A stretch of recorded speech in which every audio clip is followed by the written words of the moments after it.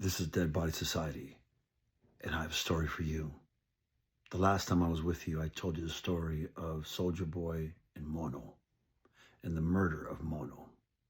As I left off, Soldier Boy was being escorted from the yard after stabbing Mono to death.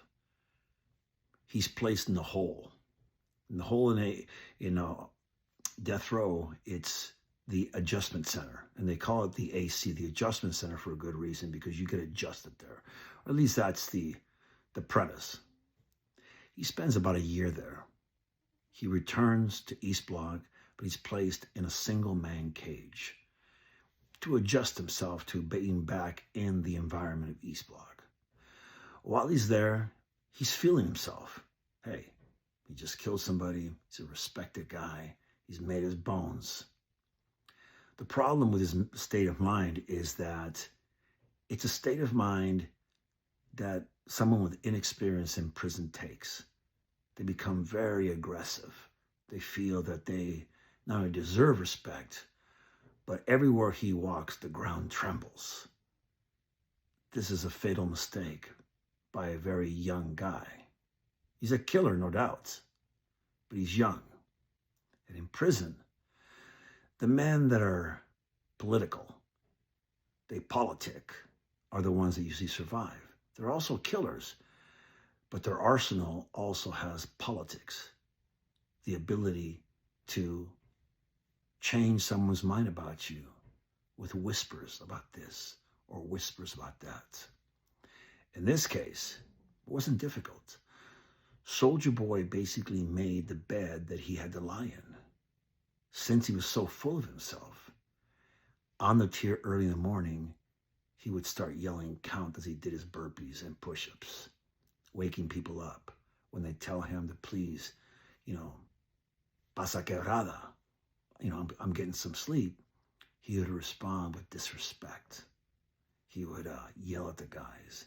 And these guys are also guys that are respected. Some of them were chumps, but some of them were respected men in prison. He kept this up, talking, being disrespectful, telling people to shut up on the tier, arguing over the tier over dumb things. He was angry, but at the same time, he wanted the people to know that he was the new wolf in town.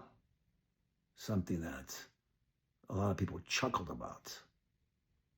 After about 6 months in these single-man cages, he goes to committee, and they give him a normal yard again. He goes back to his normal yard, yard 1. He's out there a few weeks. He's working out. He's talking shit. He's running the accounts. He's leading the exercise for the Sureños. The whole time I'm watching the whole thing, I know that this is not going to end well. Some of the guys that I'm close to also acknowledge, yeah, this guy right here, he's an amateur. He's going to get his ticket punched. So I go out to the yard, and, you feel it right away. There's always tension on these yards, but today I feel something different. So I began to scan our yard and see what's going on. And I see Soldier Boys walking back and forth with another guy. He's talking. You can see he's being very, animated about how he's a killer and how he's able to handle business and all this stuff. He thinks that he's going to get made. He thinks that he's going to be, the best thing since, sliced bread. Everybody in these yards are killers. Everybody has the potential to kill. He's not understanding that. So as he's walking, I see the person he's walking with, and he's looking around the yard. Soldier Boy's so entertained with his own words, he's not paying attention. He doesn't see the signs. I do. Nothing gets past me. And then I see, as he takes a corner, another guy walking behind him suddenly accelerates. He grabs Soldier Boy by the back of his arms and opens him up like this. When he does that, another guy holding a very large steel bone crusher begins to stab him in the torso repeatedly over and over again, gaping wounds open up and blood is pouring out of them. I'm sure at that moment he's telling himself, how could this be happening to me? I'm a respected guy. I've earned my keep. Well, when you're around a bunch of murderers and killers and you disrespect them, that's usually what happens. So the gunner sees it, levels his Mini 14 into the air and begins to fire. Everybody gets on the ground because these bullets are going to ricochet everywhere you can get hit. The chances you're going to get hit are high. It's over. Soldier Boy's down on one knee and he's bleeding. And I know at that moment, he's thinking that famous word that everybody says when they're getting stuck. Why? And I'm sure he's wondering what he did to deserve that. So he stumbles to the gate, looking around, and he mentions the word to the people in the yard. Why? Well, the answer, I've already given it to you.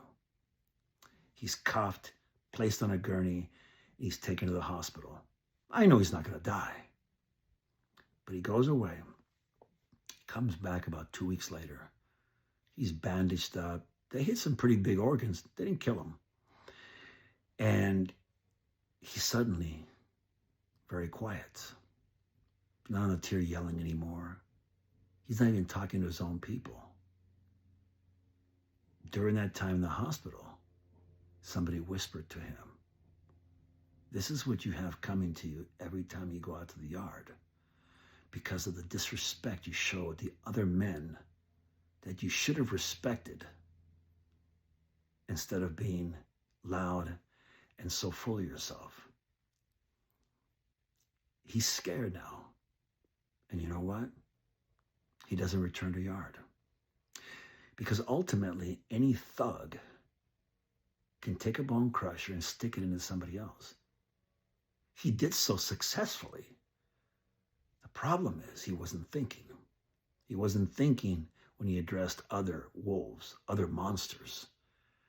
And that earned him the place that he's in now. Protective custody. Because he knows anywhere else he goes, that's going to follow him. Anytime your people put steel to you, there's no coming back. That's what happens at level 4. That's what happens when you do something and don't follow through by being respectful and knowing your place among wolves. That's only one act he did to earn some kind of respect, a false respect, because in prison, it doesn't matter what you do and for how long. You're always judged for the last thing you did. That's my story today. It's not a pleasant one, but it's the truth. It happened on death row at San Quentin while I was there. I saw it. Until next time, be safe. Be aware of your surroundings. Your life could depend on it. We'll see you next time.